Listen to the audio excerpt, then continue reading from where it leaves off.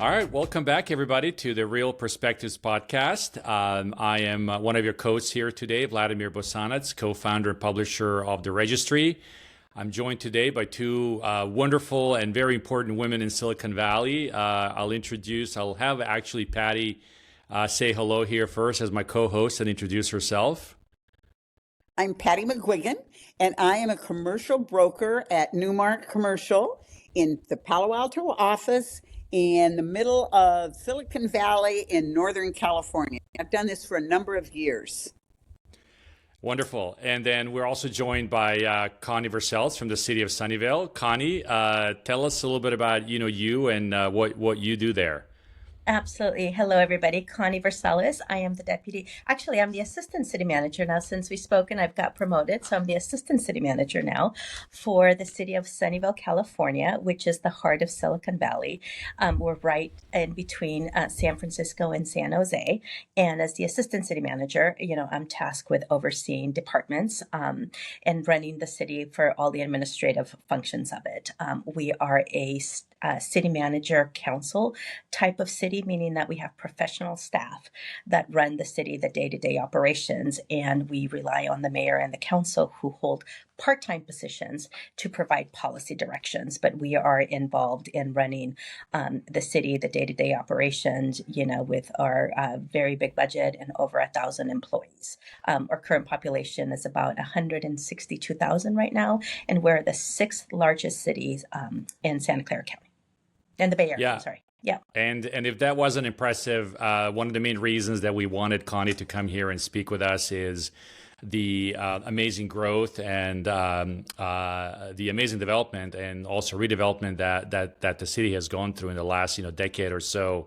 And so Patty, as my co-host here, said we gotta have Connie, we gotta have her come and talk to us about some of the wonderful stuff that the city has done. Really an exemplar in some of this activity throughout the region. So Connie, welcome. It's wonderful to have you. And Patty, I'll let you kind of kick us off with some of the questions here.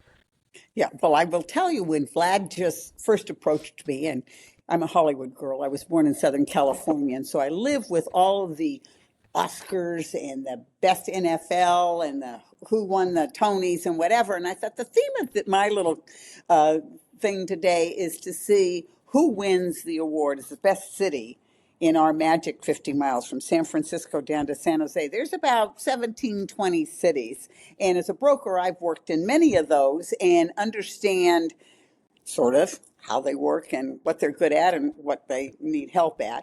And I was so incredibly blown away about what the visionaries of Sunnyvale were able to create from 2015 to today. It is a marvel of city planning, of creativity, of courageous judgment.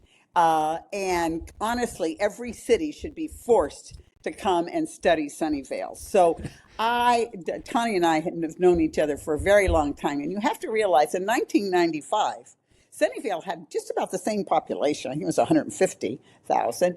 And the footprint of the city was the same. And we did have Murphy Square. And it was surviving, but not really thriving. It really wasn't thriving. Many of them aren't thriving.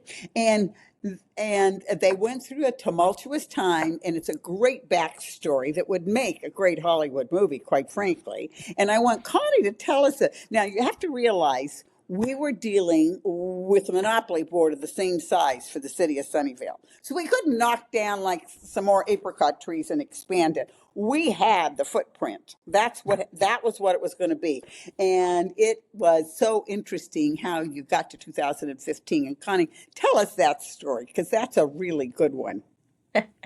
Thanks, Patty and Vlad. Well, first of all, I'm so excited to be here. It's so great when we're able to share stories about the work that we do, because oftentimes, we sort of forget how much behind the scene work happens, right? A lot of us show up to the ribbon cutting, the groundbreaking, the celebration. Vlad writes about it in his publication, and we're like, look at that.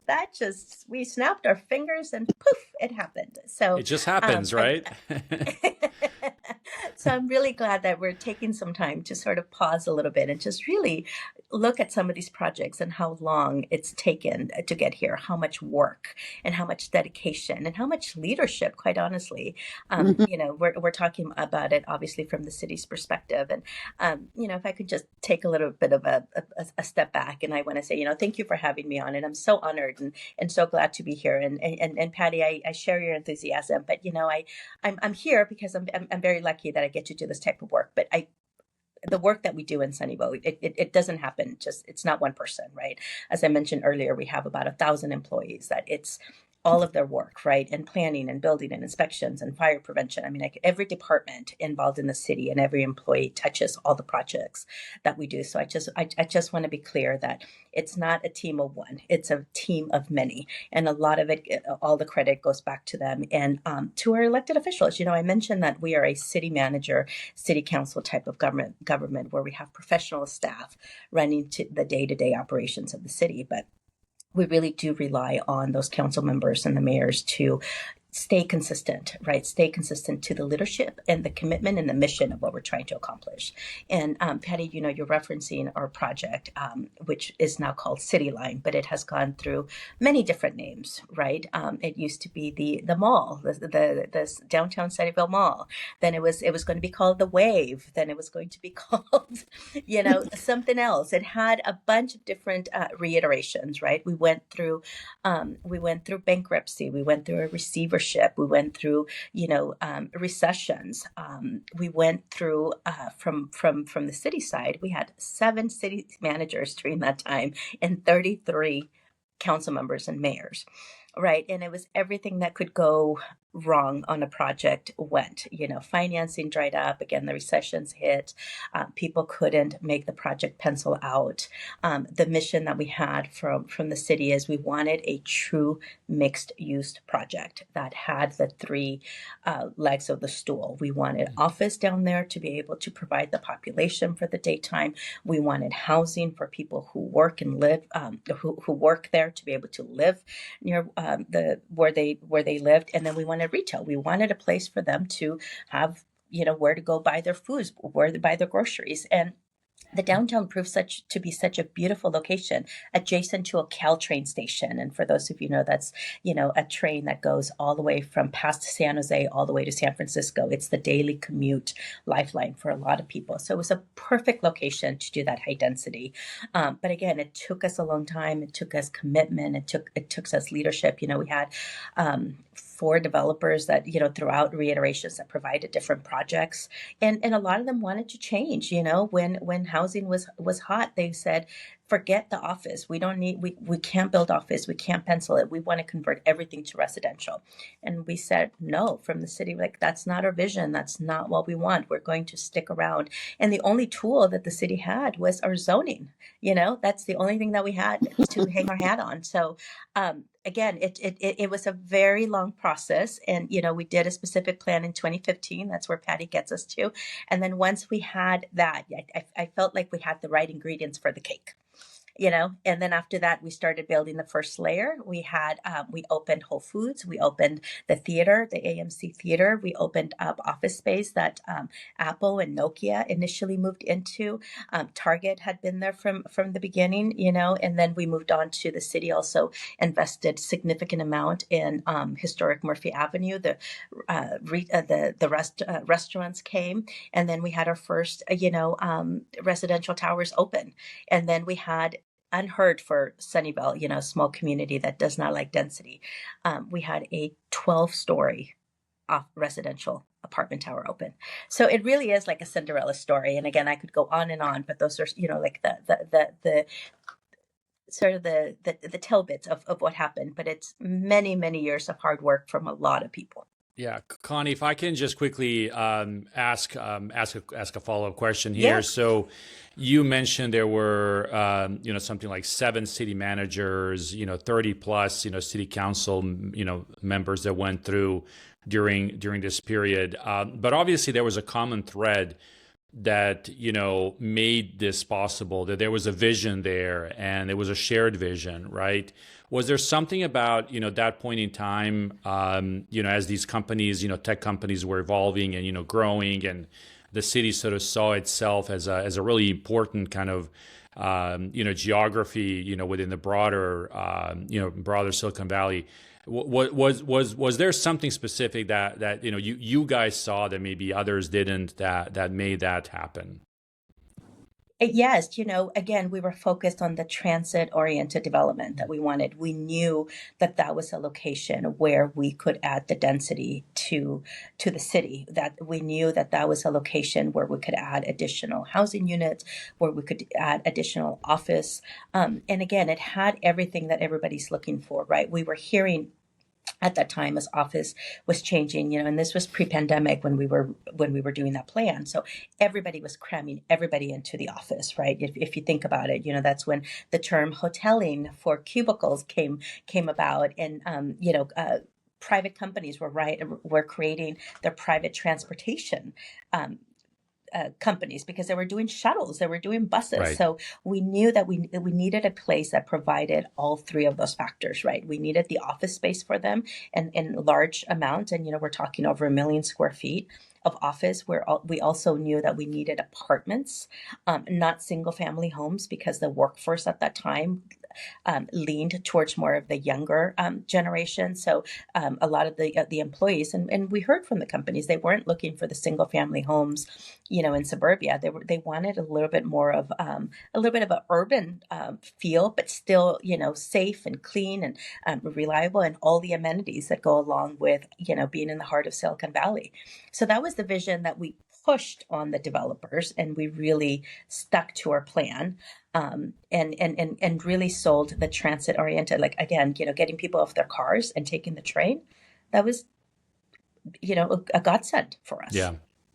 Connie, it's interesting, because from a broker's point of view, cities are regarded with adversity. I mean, it's everybody is pushing, right? I mean, you're talking about, oh no, this, well, I can't pencil that and I can't finance that and this and that and the other. So there had to be, when you finally got everybody to the table, 2015, your leadership saying, it's like running a family. We're all going to get along and everybody's going to share the table.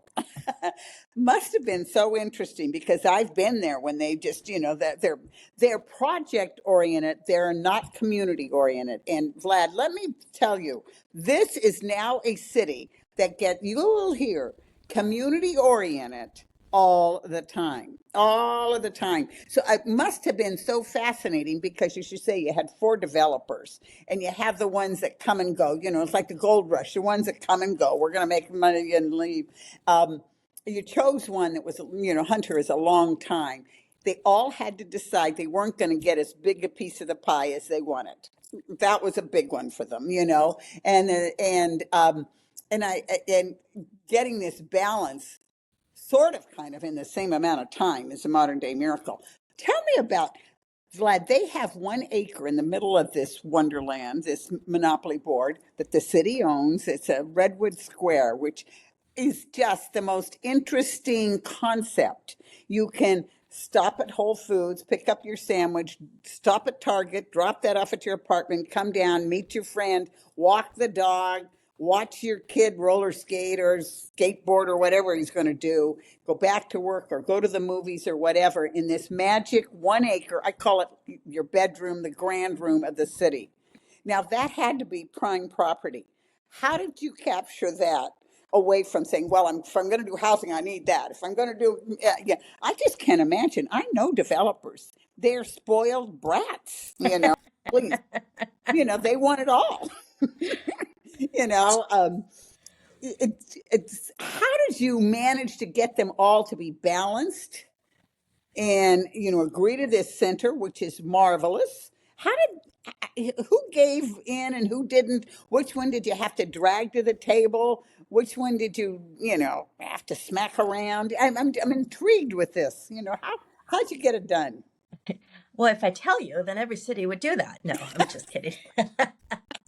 You're absolutely right. everybody had to give. And I can tell you that between probably 2014, because, the plan was approved in 2015. And as I mentioned, when we started this discussion, there's a lot of behind the scenes that happened. And so once we did, and Patty, you're right, the development team that we ended up with right now, that's a partnership between Hunter Properties, Sarah's Reaches, and JP Morgan as the financial backer. The city had a say. We were at the table interviewing which developers we wanted to start dating and then eventually marry and hopefully never divorce.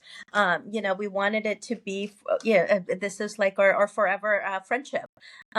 And we were all committed, everybody from the policymakers, the city manager. I can tell you that, again, from about 2014 up until like 2018, 2019, there was a core group of us that were negotiating a development agreement on who was going to get what, who was going to pay what, where was that open space. In addition to that open space, the development team also contributed to our community benefit funds. We owned the land where the parking spaces are, so they built the parking lots, but we owned the land, but we gave them a 99-year lease.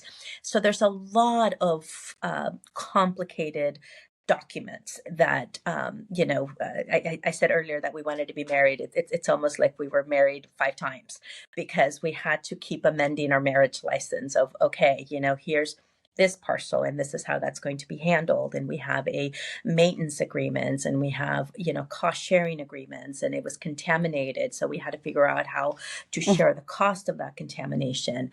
But we gave where, the developer had to do certain things like the open space for Redwood Square. We also gave from the city, and not gave, but it made sense, right? But we allowed one of the tallest buildings in the city to be located for residential in the downtown, so instead of, them being able to have more wide space, they went vertical. Instead of horizontal space, we allowed them to go vertical. So they went taller. We allowed them to build their office space also a little bit taller. They went up to 120 feet, which again, in the downtown, we had to convince the residents around there, because if you look at an aerial shot of where this project is located, it's surrounded by majority single family homes. So that was it, and that was a shift for our community, right? We had to also be partners with the development team to go out there to the community and said, this makes sense, right? And not everybody got what they wanted. And I think that's what really makes a true partnership, right? That there was no winners or losers. Patty, you said, who did we have to slap around? We slapped them around. They slapped us around. It was all, it was a little bit of give and take. But at the end of the day, again, I do have to give credit to also the development team, because they were in it with us and they understood that we had a common mission and we wanted to deliver on that. And quite honestly, it's not done yet, right? There's still a big parcel right in the middle right now. It's a surface lot. We're still negotiating with them on what that's going to look like.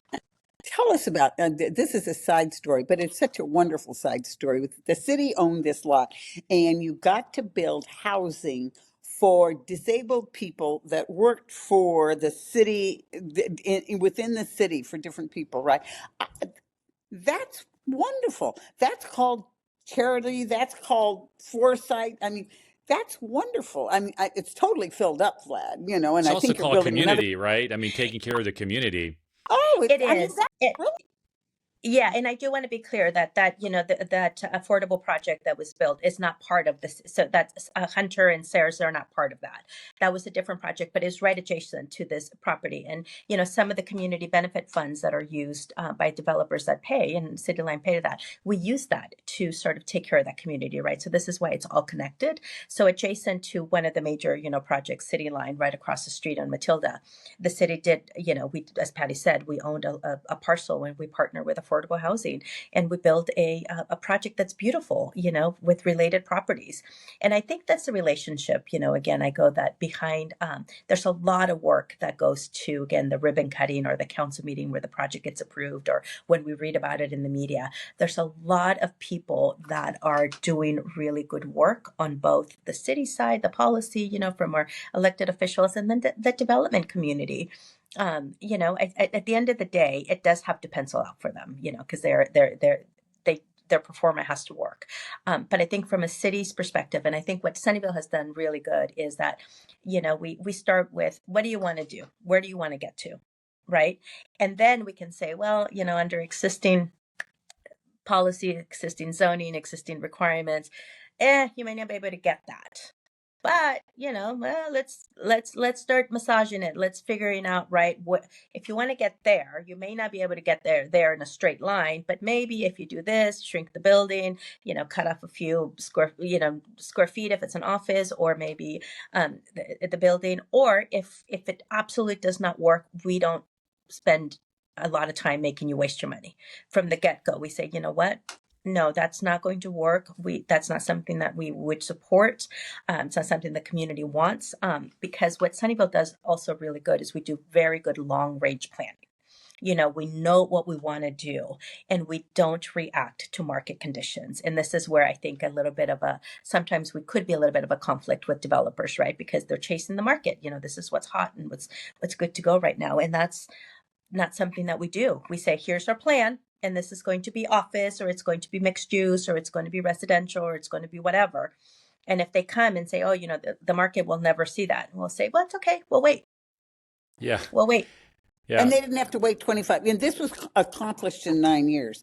So Connie does not want me to embarrass other cities, but I could give you a list of projects far smaller that other cities have worked on and have not been able to finish in far more time. I mean, this is just an amazing, and Hunter wasn't the biggest developer. I mean, he'd certainly been there. That family's been there since the 60s, but you didn't go for the largest developer or the most splash. It really made it work. And the big thing too is getting a 12-story building. Connie says that easily. I live in a city where they tried to put 4 stories on, and you would have thought, well, we don't want a Manhattan, and people were marching in the streets, So that you just glaze over like, well, everybody would do that. No. Yeah, it is very difficult in Silicon Valley for sure, right? Yeah, so all of those things, Connie, I mean, really, you need to, other cities should come and sit in the front row and learn, take notes. I really think that's, plus you've got balance, which is you say they didn't chase the gold. It was balanced. We were going to do this. This is going to work this year and next year. And you've got, again, one of the questions I always have is, when did you realize magic of magic? This is, you tell your kid, to get good grades. By God, the kid is really getting good grades. He's doing it. When was that magic that all of a sudden you thought, this is going to work? There's a few moments on the office side when Apple signed the lease for the building. That was, Apple. Who doesn't know Apple? And Connie, right? when was that? Just so our audience kind of has some context. I'd have to go back and look at the exact date. And Vlad, we may have to fact check this. No problem. I think it was in like 2013, 14. I think they were right in the middle. So somewhere in the middle of the last decade, essentially, Yes, about a decade ago. Yeah. Yeah, but when Apple signed a lease for 150,000 square feet of space in our downtown, that was huge for us. Yeah. Right, because again, Apple, they don't make decisions lightly. They don't. They choose their locations. They're very sticky on which locations they want to go to, and the fact that they chose Sunnyvale, that was huge for us, right? I mean, that was fantastic. And then the other time came when Whole Foods opened during the pandemic. During a pandemic, we had a beautiful Whole Foods, open in the heart of our downtown. And right next to a Target that has groceries already, and right next to one of the most successful farmers markets that we operate year round, every Saturday. And Whole Foods, again, said, nope, this is where I want to be. And they opened up in the middle of a pandemic. That to me was when I'm like, okay, all the work, all the blood, sweat, tears that we put into this project, I think that is very reflective. And then, quite honestly, now every time I go down there, you mentioned Registry Square, every time I go down there and, get a sandwich or a salad at Whole Foods and walk across. And I see people just walking from their apartment, just like you said, walking to Target, walking to work. It's incredible. It's just, it really is something just really beautiful to see that Yeah. it is the downtown that we wanted to see. And I look back, I every now and then I still look at our renderings that we started with. And, as the typical artist renderings where you see the tall buildings and you see this and you see people walking. And I could take that rendering and superimpose it on a photo that I take down there today. And it came to life. So that was beautiful. Wonderful. That's Yeah, beautiful. yeah. And Connie, this is kind of a two-part question, if you will, but I think it's worthwhile mentioning to our audience, what is the amount of space that was developed in the span of those 10 plus 15 years or so, office, retail, housing. Could you give us kind of a quick overview, ballpark figures? And then the second part of the question, you mentioned Apple, but obviously there's more companies there, and it's worthwhile also saying that Apple has expanded in the city significantly. I mean, it's built another kind of mini campus also in the city of Sunnyvale on Wolf Road, which is a really remarkable building. But it's interesting to just kind of hear about how much was actually developed, and then who are some of the other firms that joined and see that space as crucial to their growth. Yeah, and the numbers keep changing, like we said, depending on which years we're talking about. Because it used to be an enclosed mall, right? That was that was torn down when everyone wanted to have these open mall centers. Where we ended up with, and again, it depends on which project, because we have phase 1, phase 2, phase 3 that we're working on. But right now we have over 1 million square feet of office space that's currently open. We have a Target that's over 170,000 square feet. And then we have a Whole Foods that's about 55,000 square foot. And then we have AMC Theater that's also, I think it's about 50,000 square feet. The entire area of the City Line project is over 20 acres, which is huge, and for And how Silicon many Valley restaurants area. do you have downtown? Oh, over the restaurants itself, I think we have over 100. If you count the coffee shops and if you count, the coffee shops and the tea shops. Yeah. So they're big, and the building that Apple moved into was 150,000 square feet. Nokia had also occupied 150,000. So we had Apple and Nokia were the first tenants in those two buildings. Apple has since, moved on, because you're right, Apple is expanding in different areas. But at that time, that was one of the first locations that they had opened outside of Cupertino. If you remember, Cupertino is their home base, but they hadn't really expanded. Since then, that was kind of the floodgates for Sunnyvale, right? Right now, Apple is one of the biggest employers and the biggest user of space, both that they own and they lease. The same thing goes with Nokia. Nokia relocated. They started in the downtown Sunnyvale. They relocated to another area of Sunnyvale called Perry Park, but they bought their building and they built their building, and that's why they left. But Uber came in and quickly, filled that Nokia space. And what's nice about seeing that is that it's consistency. And, I visited Uber a while ago, and they told me that some of their employees prefer to come to this location in Sunnyvale versus going to their headquarters in San Francisco for different reasons, right? They like the amenities, they like the environment, they like that they can walk.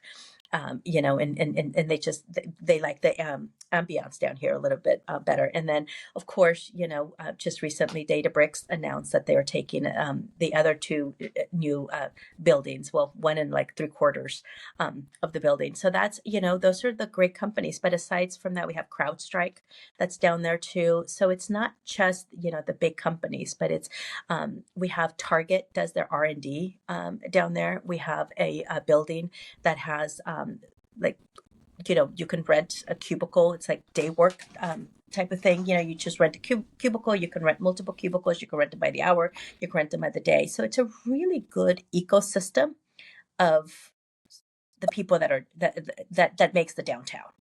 Yeah, and it's worthwhile noting also that Sunnyvale, since we've come out of this, whatever latest cycle, I think we can call it, right? Sunnyvale has been one of the most successful Silicon Valley cities in a sense that I think you guys are basically all leased up or close to close to being all leased up.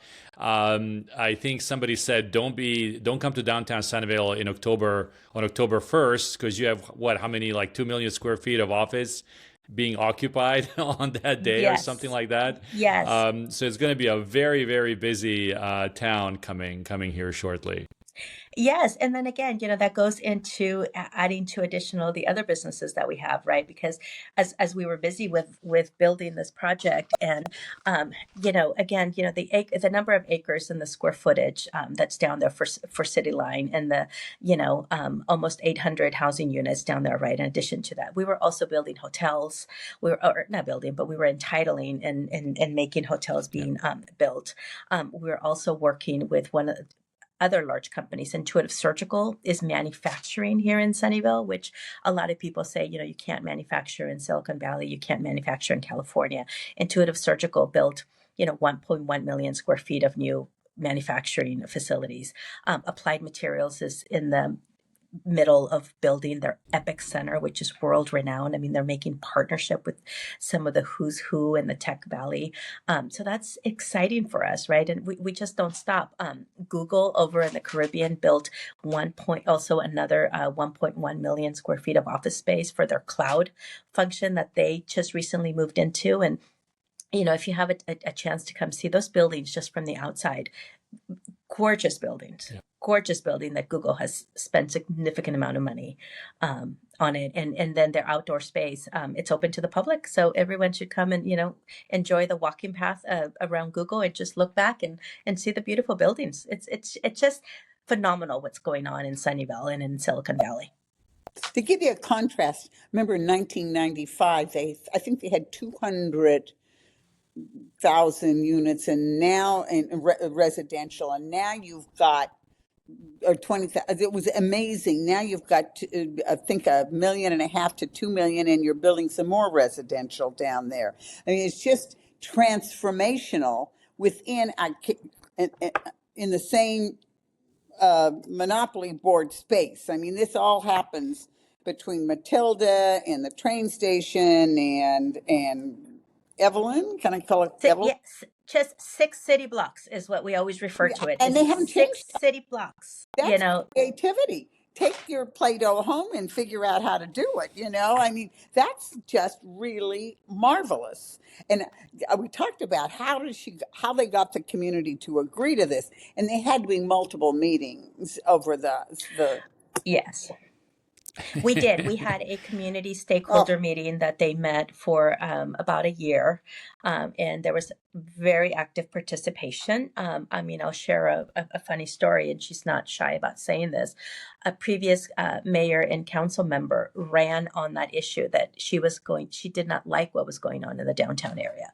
She did not like the density. She did not like what was going down there, and she was elected to serve on the city council. What was interesting about that is after she served 2 terms, she was one of the biggest supporters of the downtown, of saying, how great it was, what a good project it was, how vibrant it was. So that tells you, right, that sometimes it's easy to just read the headline and not really understand the details. But once you actually get behind the curtain and start reading past that, maybe the headline, maybe past the first 2 paragraphs, and you read the details, people can get excited, and sometimes and I am being a little Pollyannish, but because it has worked out, but it was a lot of hard work. I mean, it was just now the City Hall of Sunnyvale. We used to meet in these buildings. It was single story. It was maybe 1950 architecture from the Rookie at San Jose State or something. They now have an energy. I mean, their City Hall is just spectacular. I mean, you could walk people through there on city tours, Connie. It's gorgeous. We can. Yes. It's zero energy. It's multi-storied. Tell us about how that happened. Well, that was another story that we were trying to figure out how we could we looked at remodeling our city hall, and Patty, you're being very kind. Our city hall was from the 19, I think it was 1954 or 53. I And mean, we had carpet on the walls, believe it or not. We were, very technologically savvy, or we were ahead of our times by putting carpet on the walls. I don't know why we did that, but who knows what was going on there. But we just did not have the technology. And Sunnyvale, we are the heart of Silicon Valley. I mean, that's our tagline. We have a service mark on that, but we couldn't even get Wi-Fi in some of our buildings because they were made of brick, and the signal couldn't go through. So for a long time, we were coming up with a plan of how can we make this happen, what are we going to do, and it all came down to funding. And we looked in every pocket and every seat cushion that we had, and we were able to pull it off, in the late 2000s, before 2020. And we said, gosh, let's pull the trigger. We had a lot of plans, we had a lot of meetings, and finally we had, again, good visionary from the policymakers and good staff. And we said, let's just pull the trigger.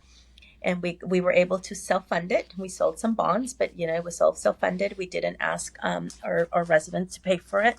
We were able to do it ourselves, and we built a 4-story building that has a 200-seat capacity for council chambers. We have conference rooms that we can rent out to the community.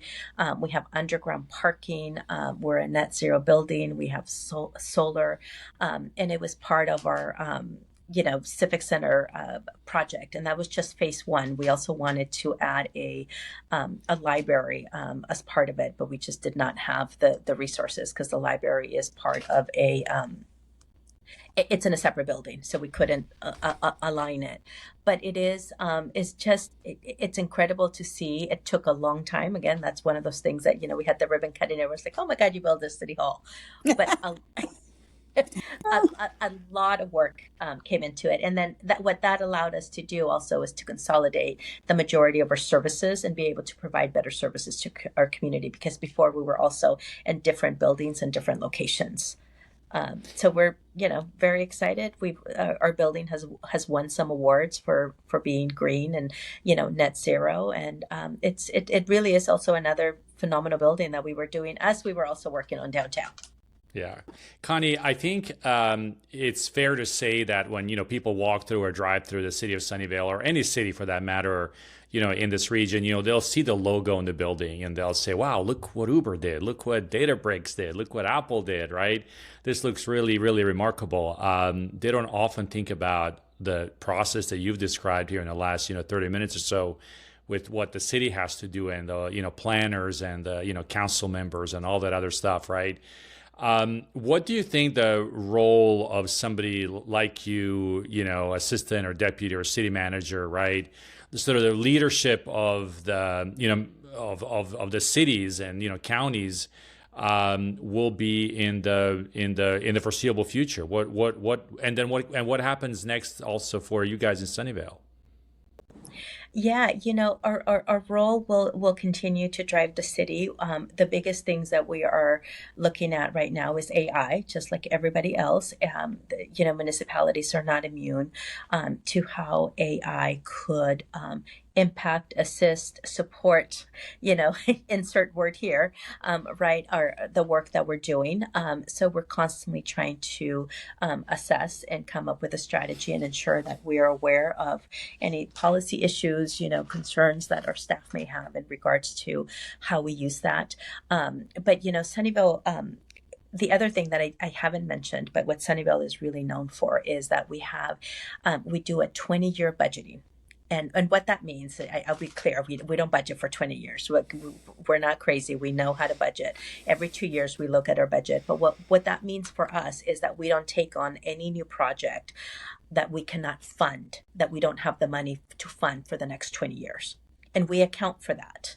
And so we say, if we're going to build a new city hall, we take into consideration operation costs, carrying costs. What does that mean for the next 20 years? And so we budget for that, and that's part of our operating budget. That's part of money that we save, we put away, and we make sure that we can keep that. If we're building a new park, what's it going to take to operate for the next 20 years, right? What are the carrying costs? We put that in the budget, and we don't add staff that we don't have budget to maintain for the next 20 years. Now, again, we pivot, we adjust, markets do change, things fluctuate. AI could change the way we operate. Do we need to be open 5 days a week? I don't know. Maybe we need to open 7 days a week. Maybe we need to be 3, whatever that is. But we do a really good job planning ahead and involving our community. Also the transparency, right? We do budget hearings. We say this is what we accomplished last year with our budget. We do that every May and June. Actually, next Tuesday, on the 20th or the 19th, we're having our budget hearing where we present and we say, this is what we did last year, this is what we accomplished, and this is what we're planning that's coming up. And then here's our long range projects that already have been budgeted. So those are going to continue. Yep. So we do that. And so that's a big part of what, the city manager, assistant deputy, and all the department directors, we spend a lot of time thinking about, right? Again, it's the operation, and the budget is a big part of it. We track revenues, what are we seeing on the revenue side of things? And then also our industry is key to that, right? Because they generate a significant amount of the revenue that we use to provide the services. So that's what's keeping us, busy on a day-to-day. And what's next for us is, sort of in the short term, again, is ensuring that, we continue to be the stewardess of Sunnyvale, that we continue to stay the course, stay the mission, look at our long range planning documents that we have. Do they still make sense? One of the things that's really impacting us right now is the state is the state legislature continues to change how some local governments meet their housing demands and affordable housing primarily. So that's really taking a big, that's having an impact on how we continue to plan for our communities, right? And where we would want density, where we would want housing. So that's another thing that I think on the short term is something that we really need to keep on. And then also, for us is affordability. We do community surveys every 2 years to check in our community of what are the top issues for our community. And we just got some feedback, that housing affordability it's a big thing. And it's not just us, right? It's the region. When you think it's a huge regional issue, 100%. Yeah, it is. So anyway, so those are always has been known for lovely middle class working people. It's not the land of startups, so you have startups. But it's been always and forever known as a good, solid middle class working people here, and you don't want to lose that. You don't want to become all affordable or all luxury. You need to have that balance, and that word of balance, you want to have every city write that on their bulletin board 500 times. We're going to have balance, because it's hard to chase the stars around here. Absolutely. Wonderful. Well, as we close here, I want to thank you, Connie, again for taking the time to speak with us. Obviously, we'll keep an eye on what's happening in the city of Sunnyvale. Very fun things going on. And certainly, I think the leadership that you guys are providing is motivating others, I think, throughout the region to be as maybe creative as you guys have been. So congrats to you guys on all of that. Patty, any kind of final thoughts before we close off here with Connie? Yeah, as I say, many cities talk about smart growth. Sunnyvale actually did it. They did it. They built a modern downtown while keeping the soul of their community intact. And that deserves the Academy Award as the best city of the year. Congratulations. Wonderful. Thank you. Well, thank you both. And thank you to our audience for, sticking around and listening to this, wonderful story. We'll be back soon with some more. Thanks again. Thanks, everybody.